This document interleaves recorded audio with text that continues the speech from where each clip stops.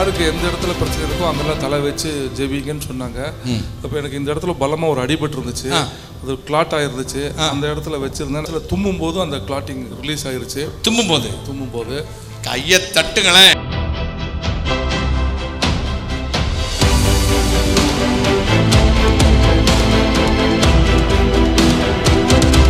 வலது கால 3 மாசமா நடக்க முடியல, முட்டி போட முடியாது. 3 மாசமா ரொம்ப கஷ்டப்பட்டேன்.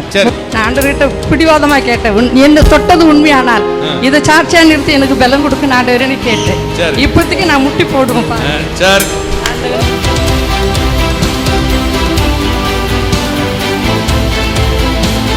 நீங்கள் பயந்தது நடக்காது, விரும்பினது வரும் என்று சேனைகளின் கர்த்தருடைய வாய் எனக்கு சொல்லிற்று. கைகளை தட்டி.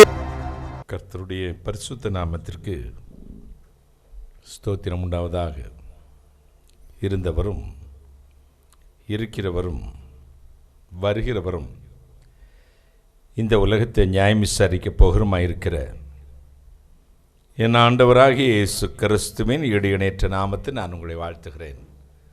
மாறாத ஆண்டவர் இயேசு கிறிஸ்துவின் மெல்சிடாயின் தேவன் உங்களை ஆசீர்வதிப்பாராக, உங்களை ஆசீர்வதிப்பாராக, உங்களை ஆசீர்வதிப்பாராக. நாம் தலை வணங்கி இறைவன் நோக்கி பிரார்த்தனை செய்வோம். அருள்நாயகனே அம்பரதீசா, ஆதியாய் நின்ற பேர் அருள் நிறை பாசம். அருள்நாயகனே அம்பரதீசா, ஆதியாய் நின்ற பேர் அருள் நிறை பாசம். மருள்பவநாசம் மனுகுலராசம்.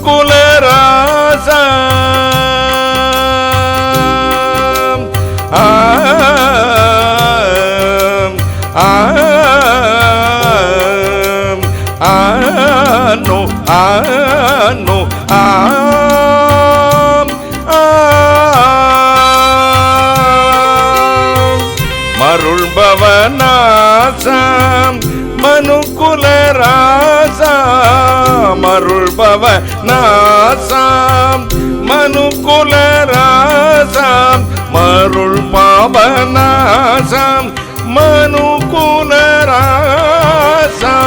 மகிமையடைந்த மகத்துவ நேசா, தினமே நான் உன்னை தேடி பணிய சுழையும் துணையே நித்ய கதை இவமே தினமே.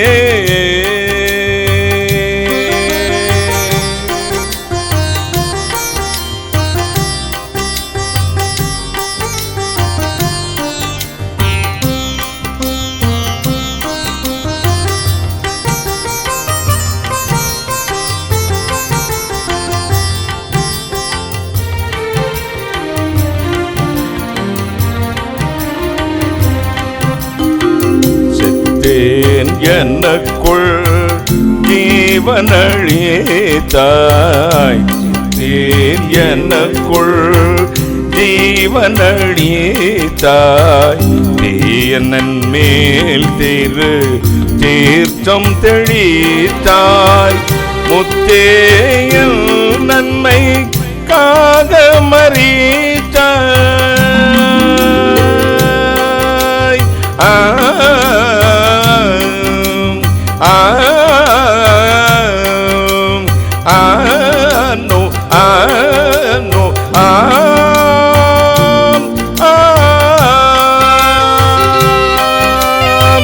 முத்தேயன் நன்மை காக மறித்தாய். முத்தேயல் நன்மை காக மறித்தாய். முத்தேயல் நன்மை காக மறித்தாய். போதிய தீவினை யாவும் அழித்தாய். போதிய தீவினை யாவும் அழித்தாய்.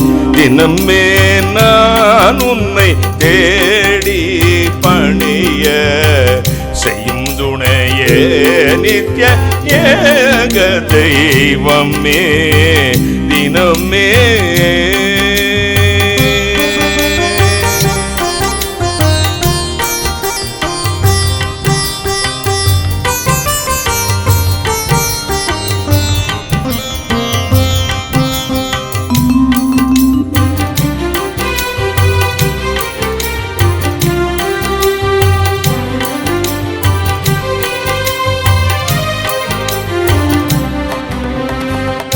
திரளன் பாவங்கள் தீர்த்திடவாராய் தீமை மறந்த நான் சேர்பர கூறாய்.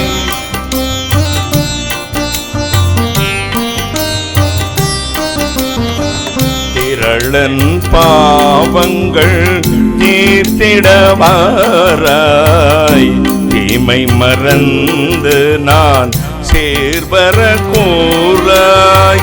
கரள் குணமாற்றி கனிந்தனை சேராய்.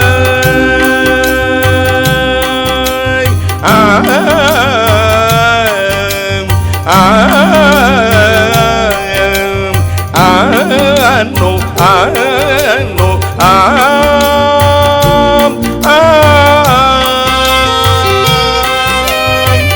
கரள் குணமாற்றி கனிந்தனை சேராய். கரள் குணமாற்றி கனிந்தனை சேராய். கரள் குணமாற்றி கனிந்தனை சேராய். களிப்புடன் பாடிட கருணை கண் பாராய். களிப்புடன் பாடிட கருணை கண் பாராய். தினமே நான் உன்னை தேடி பணிய செய்யும் துணையே நித்ய ஏக தெய்வமே தினமே.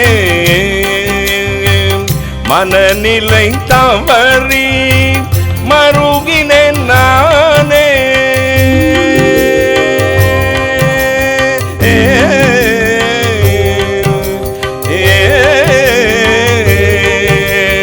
ஆனோ ஆனோ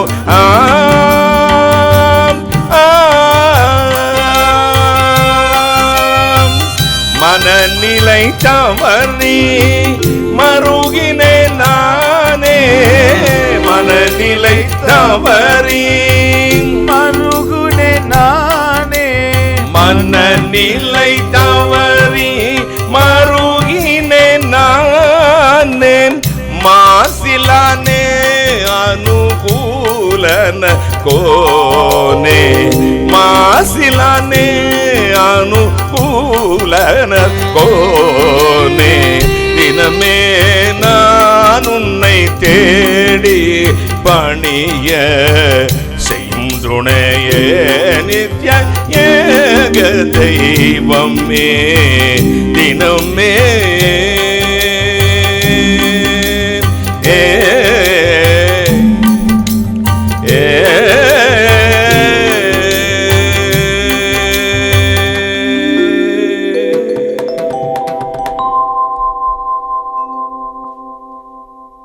வானாதி வானங்களுக்கு மேலாய்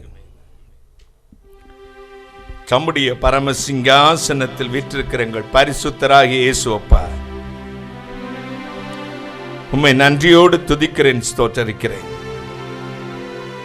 எங்கள் மச்சில் இறங்கி வந்திரணும் இறைவனே. திரளன் பாவங்கள் தீர்த்திடவாராய் தீமை மறந்து நான் சீர்பெற கூறாய். கரள் குணம் மாற்றி கடினமையான என்னுடைய குணத்தை மாற்றி கனிந்து என்னை சேர தயவுடன் என்னை சேர்ந்தருளும். களிப்புடன் நான் பாடிட கருணை கண் பாராய். தினமே நான் உன்னை தேடி பணிய செய்யும் துணையே நித்திய திரியேக தெய்வமே என்று பரமானந்த ஐயர் பாடினாரப்பா. அவரோடு சேர்ந்து நாங்களும் உம்மை துதித்திருக்கிறோம்.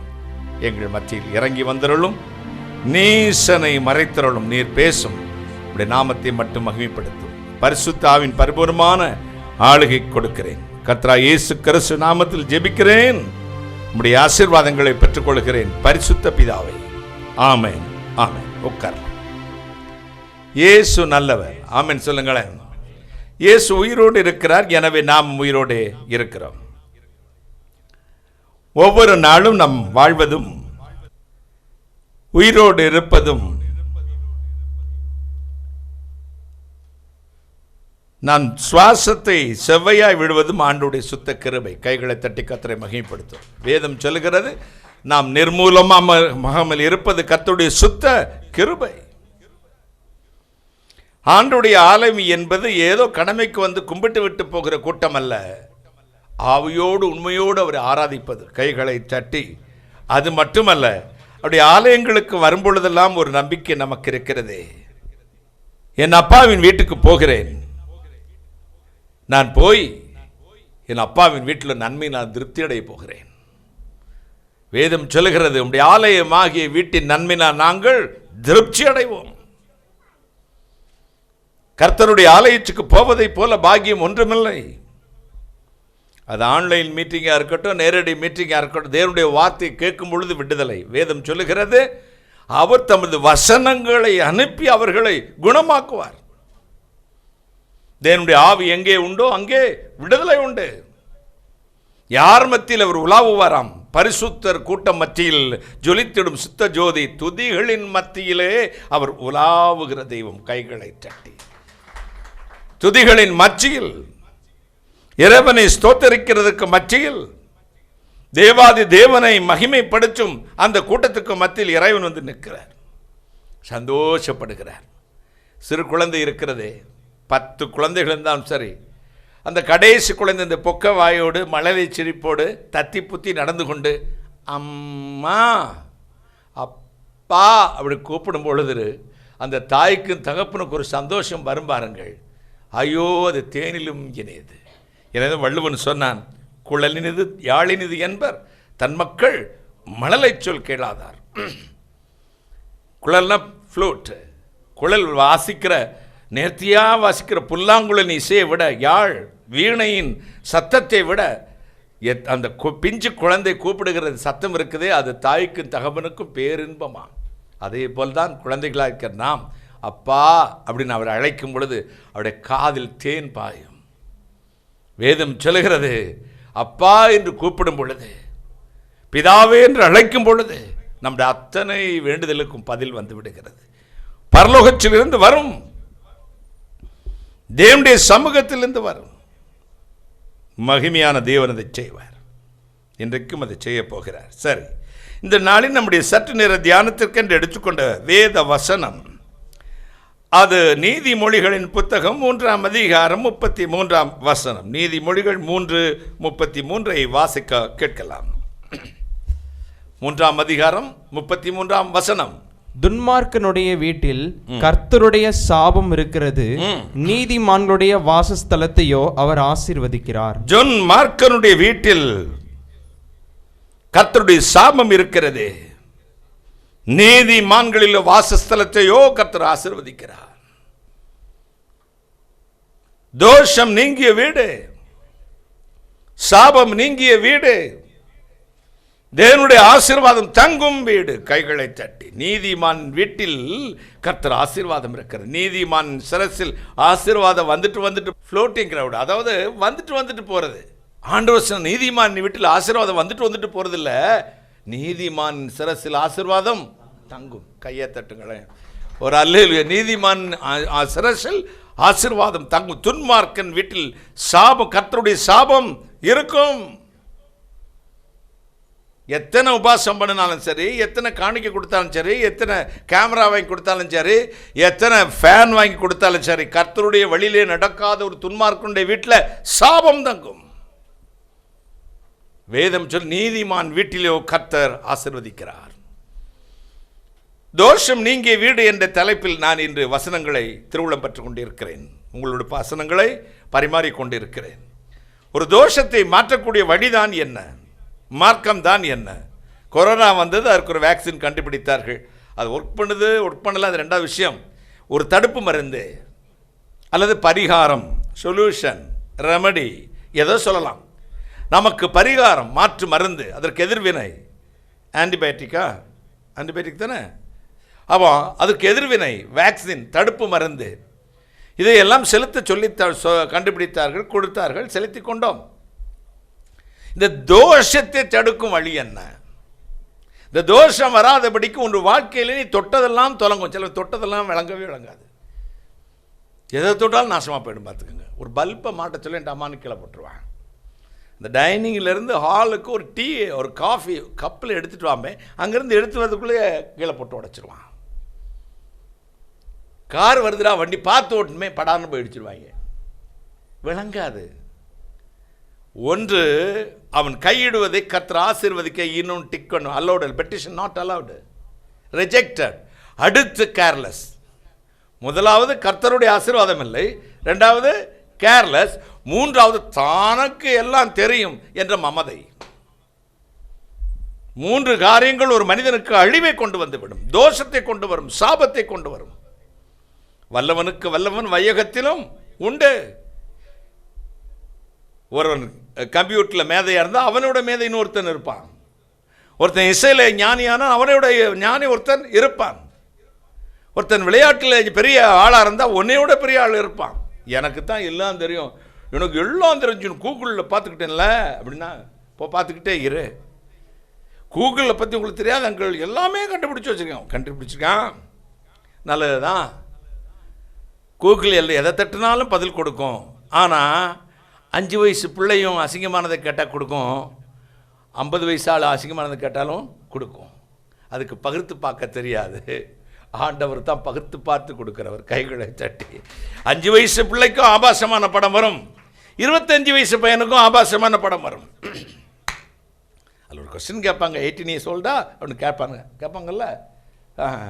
அப்போ 18 வயசு நிரம்பியிருக்குதா அப்படின்னு கேட்டாங்க. எஸ் அப்படின்னு சொன்ன உடனே போயிடலாம் உள்ள. இந்த குழந்தை தான் எந்த குழந்தையும் அமைக்கிறோம்ல.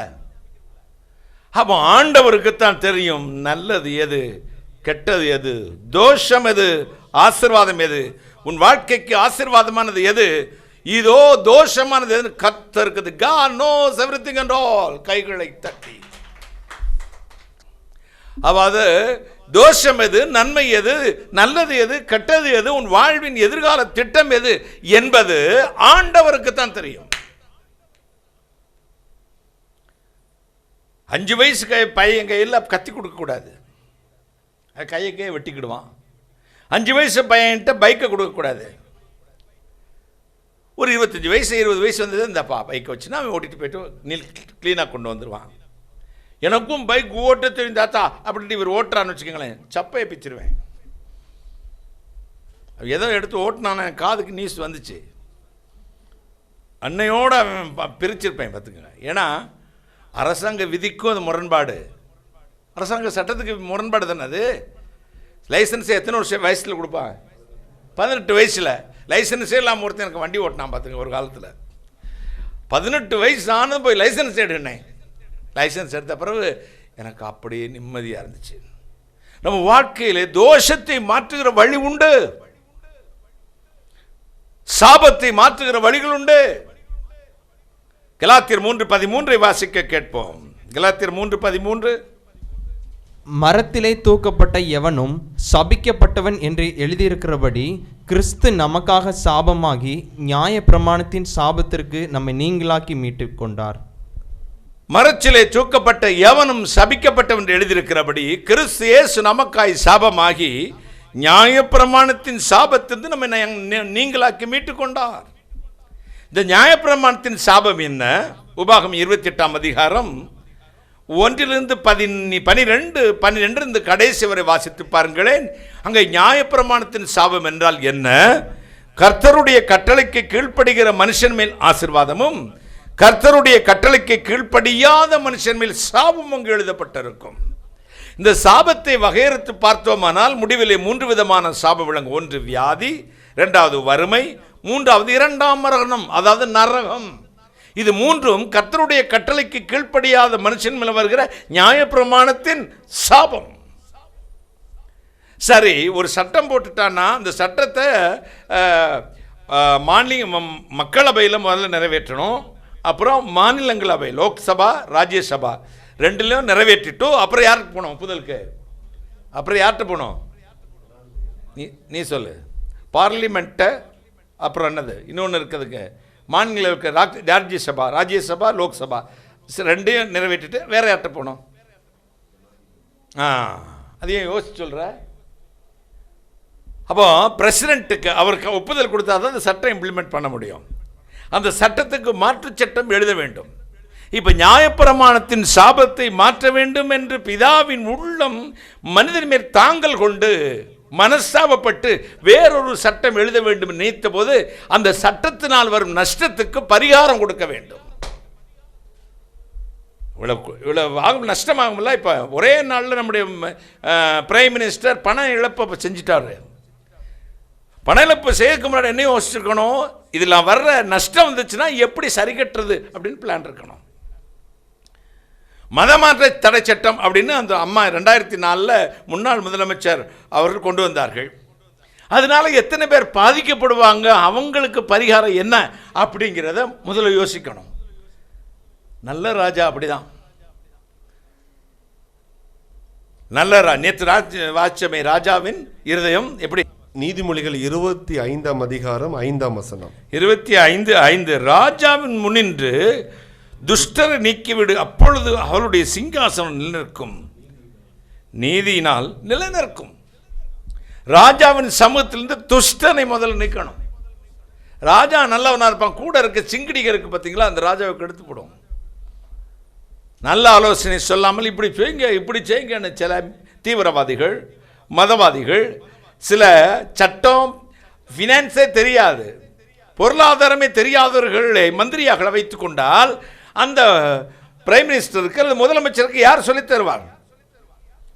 லா அண்ட் ஆர்டர் பற்றி நல்ல நாலேஜ் இல்லாத ஒரு பர்சனை அவர் வந்து லா அண்ட் ஆர்டரில் டிஜிபியாக போட்டிருந்தா, ஐஜியாக போட்டிருந்தா அந்த முதலமைச்சருக்கு என்ன பலன்? எனவே தான் வேதம் சொல்லுகிறது, ராஜாவின் சமூகத்திலிருந்து துஷ்டனை நீக்கிவிடு, அப்பொழுது ராஜாஸ்தனம் ஸ்திரப்பட்டிருக்கும். கைகளை சட்டி ராஜாவின் சமூகத்திலிருந்து வாசிக்க தம்பி. ராஜாவின் முன் நின்று துஷ்டரை நீக்கிவிடு, அப்பொழுது அவனுடைய சிங்காசனம் நீதியினால் நிலை நிற்கும். ராஜாவின் முன் நின்று துஷ்டரை நீக்கிவிடு, அப்பொழுது அவனுடைய சிங்காசனம் எதனால் நிலைந்திருக்குமா? நீதியினால். கையை தட்டுங்களேன். இங்கே ராஜாவின் அரசாட்சியிலே ஆட்சியிலே நீதி இல்லாம போனதுக்கு என்ன காரணம்? ராஜா மட்டுமே காரணம் இல்ல, ராஜாவை சுற்றி இந்த ஆலோசனை சொல்லுகிறவர்கள். துஷ்டருடைய ஆலோசனை கேட்கக்கூடாது.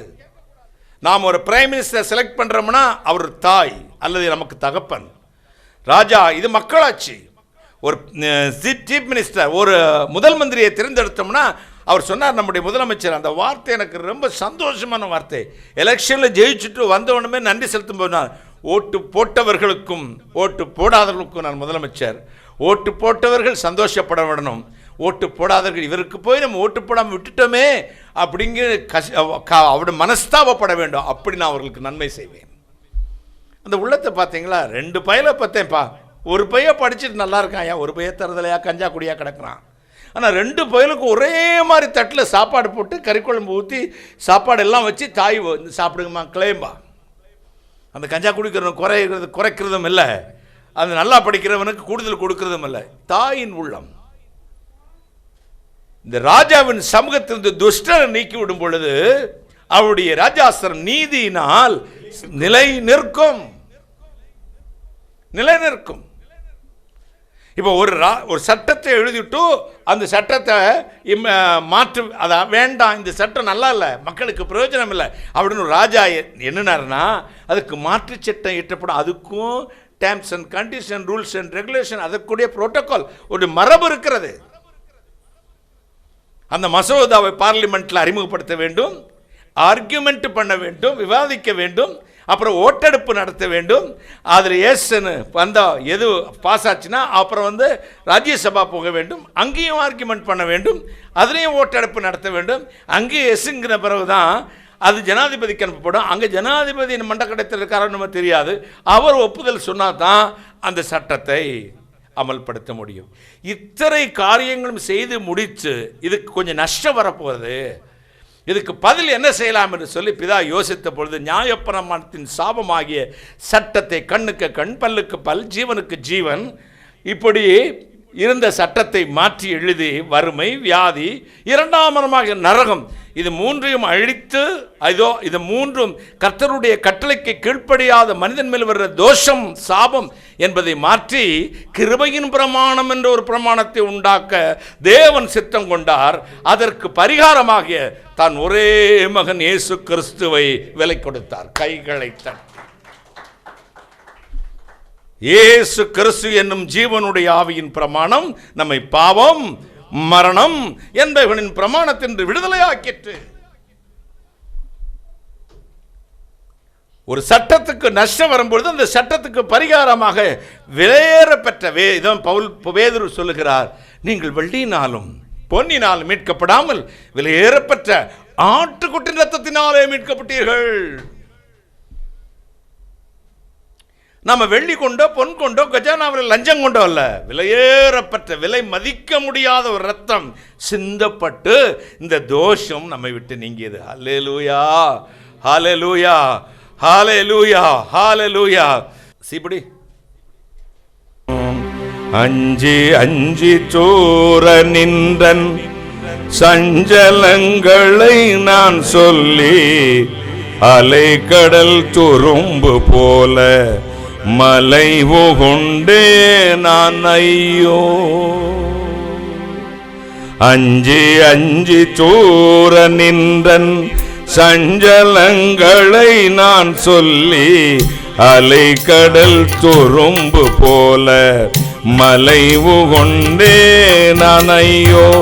கெஞ்சி கெஞ்சி கோவும் இந்த வஞ்சகன் முகம் பாராய், கேட்டிய நீடம் சேர்ந்து கிருபைவை இயேசு சுவாமி, உன்னை அன்றி வேறே கதி ஒருவரில்லையே சுவாமி, தன்னையே பலியாய்ந்த மன்னுயே இரட்சகனே.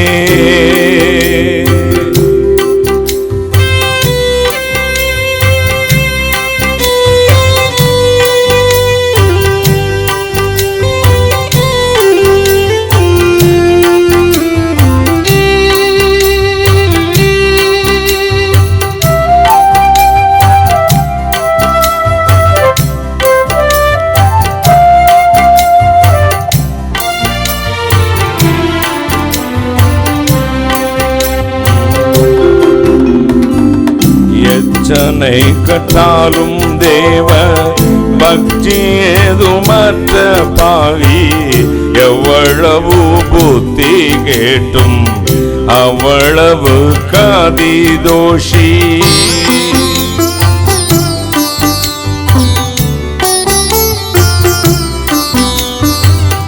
எச்சனை கட்டாலும் தேவ பக்தி ஏதுமற்ற பாவி, எவ்வளவு புத்தி கேட்டும் அவ்வளவு காதி தோஷி. பேச்சனை போல பிதற்றி கட்சியே புலம்பும் ஏழை, பேதையை கடையேற்றி பிழைக்கவை இயேசு சுவாமி, உன்னை அன்றி வேறே கதி ஒருவரில்லையே சுவாமி, தன்னையே பலியாய்ந்த மன்னுயே இரட்சகனே. அன்னை தந்தை ஊற்றார் சுற்றார் யாரும் உதவுவாரோ, அதிசய மனுவேலா ஆசையன் இயேசு சுவாமி, உன்னை அன்றி வேறே கதி ஒருவரில்லையே சுவாமி, தன்னையே பலியாய்ந்த மன்னுயிர் இரட்சகனே, மன்னுயிர் இரட்சகனே, மன்னுயிர் இரட்சகனே.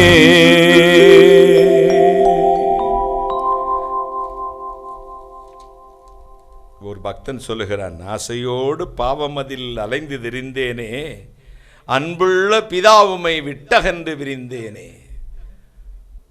மோசமதையே அல்லால் மற்றொன்றையும் காணாமலே தோஷமோடு சேர்ந்தனன் துரத்திடாது சேர்த்தருள். தோஷம் நீங்கிய வீடு.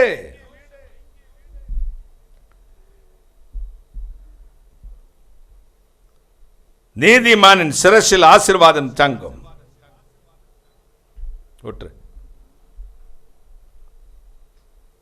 நியாயப்பிரமாணத்தின் சாபத்தை தேவன் தன்னுடைய சொந்த குமாரன் என்று பாராமல் நமக்காக ஒப்பு கொடுத்தார்.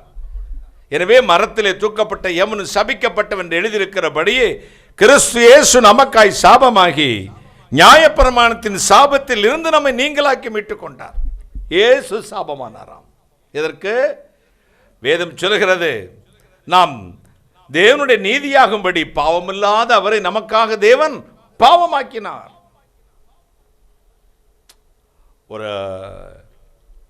ஒரு மருந்து, ஒரு கிருமிக்கு நோய்க்கு மருந்து கண்டுபிடிக்கிறதுனா லேபரேட்டரியில் ஃபஸ்ட் டெஸ்ட் எதில் வச்சு பண்ணுவாங்க?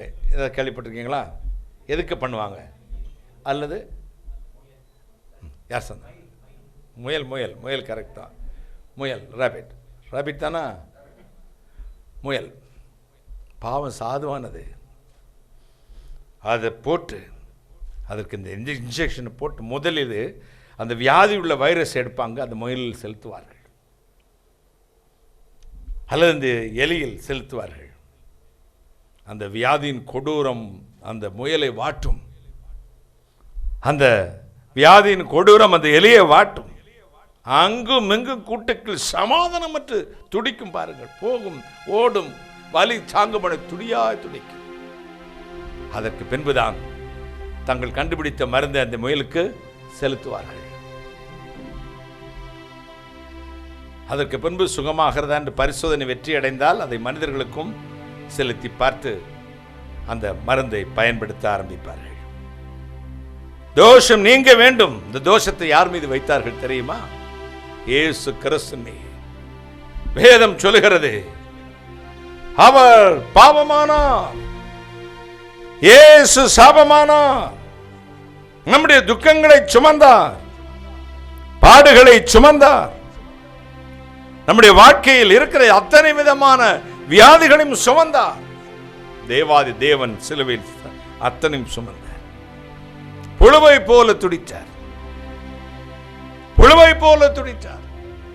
ஐயோ என் தேவனே, என் தேவனே, ஏன் என்னை கைவிட்டீர்? ஏலி ஏலி லாமா சபக்தானி கூச்சல் போட்டார். தேவகுமாரனாகிய கிறிஸ்து சிலுவையில் தொங்கும் பொழுது வேதம் சொல்லுகிறது, அவருக்கு அழகும் இல்லை, சௌந்தரியமும் இல்லை. அவருடைய அழகை பற்றி வெளிப்படுத்தின விசேஷம் விவரிக்கிறது, உன்னத பாட்டு விவரிக்கிறது, பல இடங்களில் அவருடைய அழகை பற்றி விவரிக்கிறது. கேவி சைமன் என்ற ஒரு பெரும் பக்தன் கேரளாவில் அவர் எழுதினார், சூரிய ஒளியை வஸ்திரமாய் தரித்திருந்தவர் கந்தை பொருதின்றது சின்ன விஷயமா? சூரிய ஒளியை உடையாக தரித்திருந்தவர் கந்தை பொதிந்து நின்றது சின்ன விஷயமா? அப்படிப்பட்ட தெய்வம் இங்கே பாடுகளை ஏற்றுக்கொண்டு வேதம் துடித்தார், புழுவை போல துடித்தார். என் தேவனே, என் தேவனை ஏன் என்னை கைவிட்டீர்? ஏலை ஏலை லாமா சபக்தானி. சாபமானார். போகிறவர்கள் உலகத்தை பிரிக்கி தலையை துலுக்கி உலகத்தை ரட்சிக்க வந்தான், தன்னைத்தான் ரட்சிக்க திராணி இல்லை என்று சொல்லி பரிகாசம் பண்ணினார்கள். பாடுகள் இந்த முயலை எப்படி கூட்டுக்குள் அடைத்து விஷ கிருமிகளை செலுத்தி, வியாதி கிருமிகளை, வைரஸ்களை செலுத்தி அது துக்கத்தை, வியாதியை, கொடூர வேதனை அனுபவித்ததோ அப்படியே சிலுவையில் அவரும் பாடுகளை அனுபவித்தார். நினைத்து பார்த்தார் போதும். அப்பொழுதும் அவர் சொன்னார், இவர்கள் செய்கிறது என்னதென்று அறியாதிருக்கிறார்கள். என் வேலை முடிந்தது. மனிதனுடைய சாபத்தை சுமப்பதற்காக வந்தேன், அவருடைய வியாதியை சுமப்பதற்காக வந்தேன், அவருடைய பாடுகளை சுமப்பதற்காக வந்தேன், அவருடைய வறுமையை சுமப்பதற்காக வந்தேன், தரித்திரத்தை சுமப்பதற்காக வந்தேன். முடிச்சேன், எல்லாம் முடிந்தது. பிதாவே, உம்முடைய சமூகத்தின் கரங்களின் ஆவியை ஒப்புக் கொடுக்க என்று சொல்லி தலையை தாழ்த்தி ஜீவனை விட்டார். தோஷம் நீங்கும் வழி அது. எனவேதான் அவர் தேவனுடைய குமாரனாக இருந்தும் தேவனுக்கு சமமாக இருக்கிறதை கொள்ளையாடின பொருளாக எண்ணாமல் அடிமையின் ரூபம் எடுத்து மனுஷ சாயலாகி சிலுவை பரியந்தம் தன்னை தாழ்த்ததினால் பரலோகத்தின் தேவன் பார்த்தார், நாவுகள் யாவரை கர்த்தர் என்று அறிக்கையிடவும் முழங்கால்கள் எல்லாம் முடங்கவும் எல்லா நாமத்துக்கும் மேலான நாமத்தை தந்தருள்ள. கையை தட்டுங்களேன், ஒரு அல்லேலூயா. எல்லா நாமத்துக்கும் மேலான நாமம், தோஷம் நீங்கியது. கல்லறை உடைத்து கொண்டு ராஜாதி ராஜனாய் உயிரோடு எழும்பினார். யோவான் பார்த்த பொழுது அவருடைய சாயல் என்ன, அழக இழந்து, பாடை இழந்து, அழகை இழந்து, சௌந்தரியத்தை இழந்து குஷ்டரோகியை போல கண்டார். வெளிப்படுத்தின விசேஷம் 1 அதிகாரம் 9 வசனத்திலிருந்து வாசித்து பாருங்கள். நிலையங்கி தரித்து மார்பருகே பொற்கச்சை கட்டி நெற்றியிலே கிரீடம் சூட்டி இதோ 7 பொன் குத்து விளக்குகளுக்கு மத்தியில் உலாவுகிற ஒருவரை கண்டேன். 14 அதிகாரத்தில் இதோ சொல்லுகிறார், வெண்மையான மேகத்தையும் அந்த மேகத்தின் மேல் மனுஷ சாயலுக்கு ஒப்பா இருக்க ஒருவர் வீற்றிருக்க கண்டேன். அப்போ அப்படியே மறுவாக்கப்படுகிறது. உன் தோஷம் மாறின உடனே நீ ஆசீர்வதிக்கப்பட்டவன். உன் தோற்றம் மாறுகிறது, உன் ரூபம் மாறுகிறது, உன் வாழ்க்கை மாறுகிறது, உன்னுடைய பெயர் மாறுகிறது. வேதம் சொல்லும், உன் தோஷத்தை நீக்கி, உன் அழுக்கை நீக்கி, உன் பாவத்தை நீக்கி, என்றும் அழியாத நித்திய நாமத்தை உன் நெற்றியிலே தரித்து அவர்கள் எல்லாம் கொண்டு வருவேன்.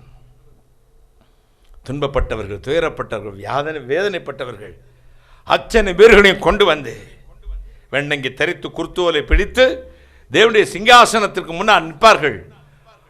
கர்த்தரே அவர்களை ஜீவ தண்ணீருள்ள நதிகளுக்கு அழைத்து கொண்டு போவார்.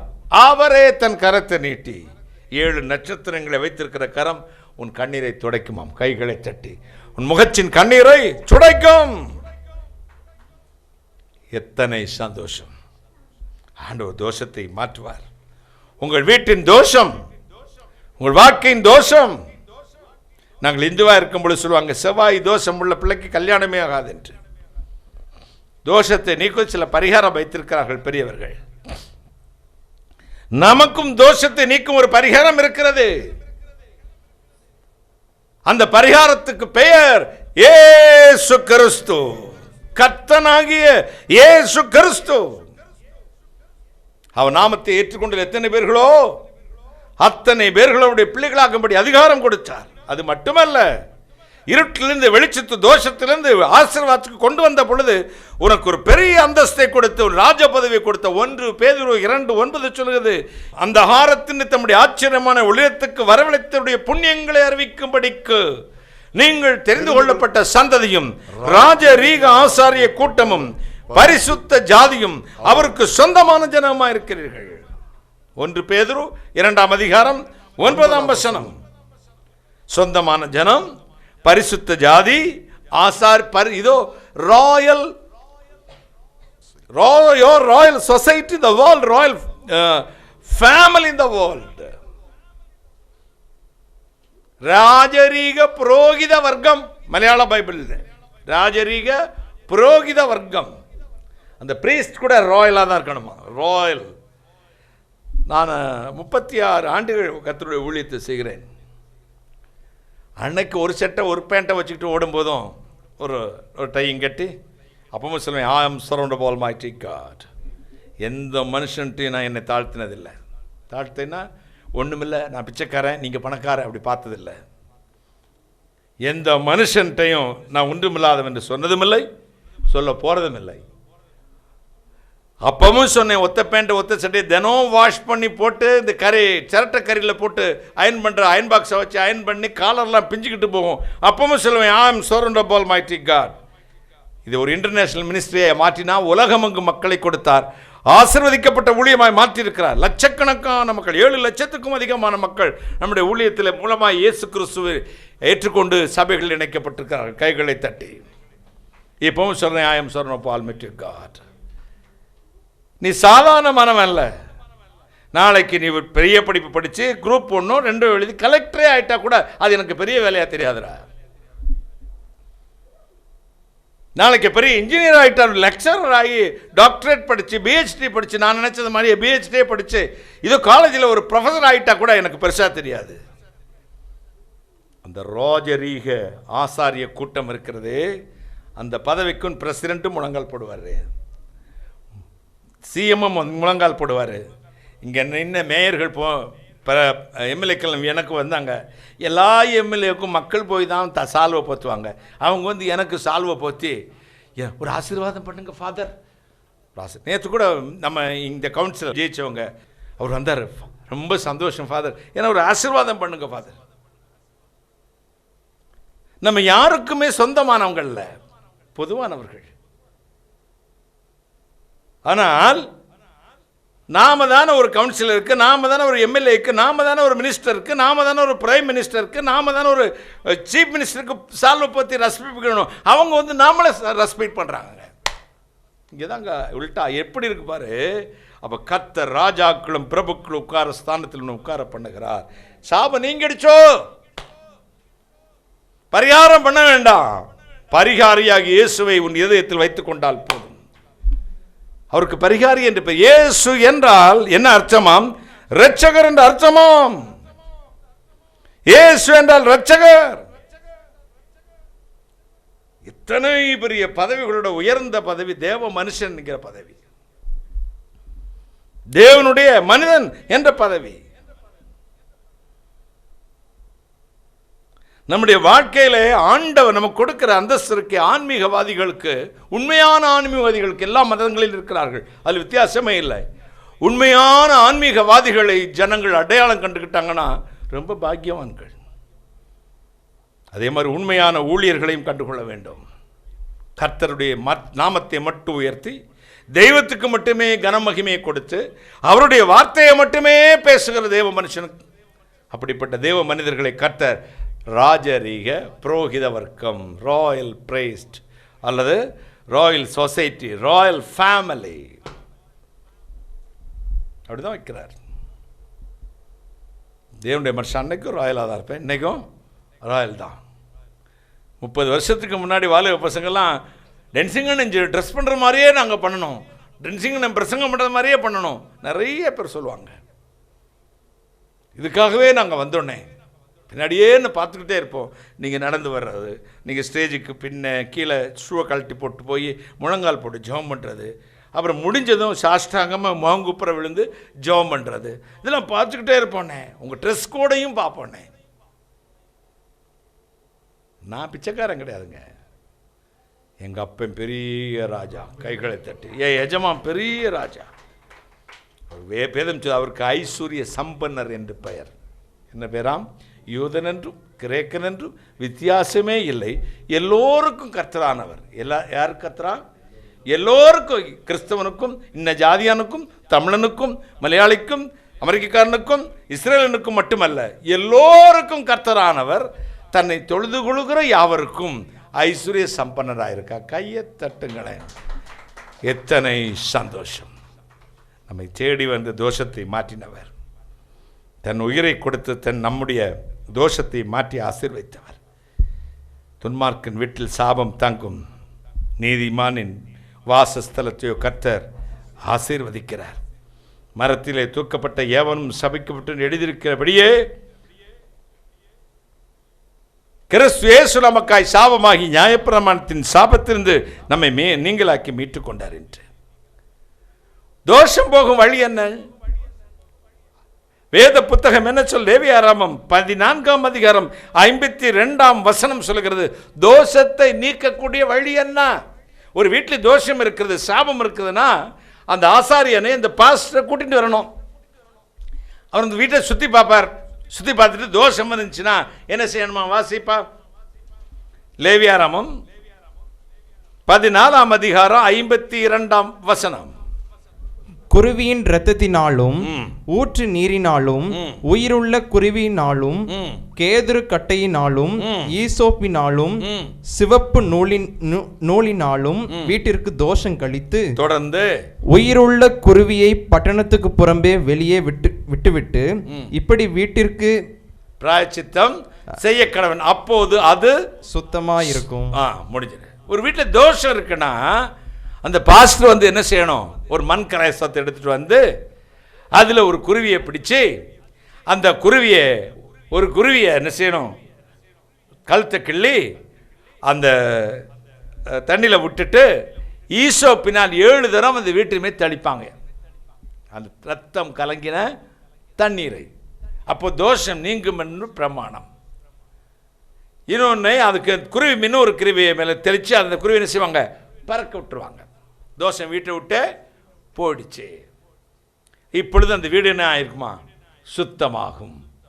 நமக்கு கோழி ரத்தம், ஆட்டு ரத்தம், குருவி ரத்தம், மாட்டு ரத்தம், பன்னி ரத்தம் இல்லை, நம்மை சுத்தமாக்குற ஒரே ஒரு ரத்தம் கர்த்தராகிய இயேசு கிறிஸ்துவின் ரத்தம்.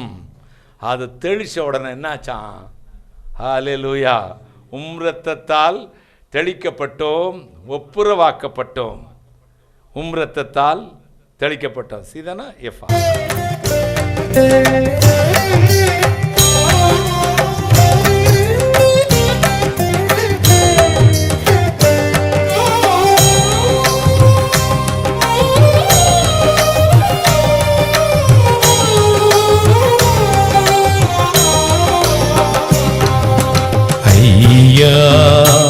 உமதன்பு என்னில் ஆறுதல் தந்ததையா, ஏசையா நிரஞ்சீவன் நான் நம்பும் புகலிடமே. ஐயா உமதன்பு என்னில் ஆறுதல் தந்ததையா, ஏசையா நிரஞ்சீவன் நான் நம்பும் புகலிடமே.